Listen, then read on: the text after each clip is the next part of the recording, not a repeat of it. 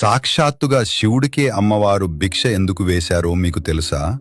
ఒకసారి శివుడు ఈ లోకంలో ఆహారము, ధనము, ధాన్యము అన్నీ మాయే అంటాడు. ప్రజల ఆకలి తీర్చే పార్వతీదేవికి శివుడి మాటలు బాధ కలిగించి కాశీని వదిలి కనపడకుండా వెళ్ళిపోతుంది. తల్లి లేకుంటే పిల్లలు ఆకలికి అలమటించినట్టుగా పార్వతీదేవి కాశీలో లేకపోవడంతో అన్నం లేక ప్రజలు అలమటిస్తారు. ఆహారం లేక కాశీ పుణ్యక్షేత్రంలో ఆకలి బాధలు మొదలవుతాయి.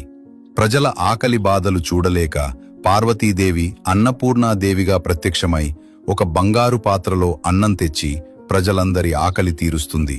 చివరికి ఆహారం విలువ తెలుసుకున్న శివుడు భిక్షగాడిలా ఆమె ముందు నిలుచుంటాడు. అన్నపూర్ణదేవి స్వయంగా తన చేతులతో శివుడికి అన్నం వడ్డిస్తుంది.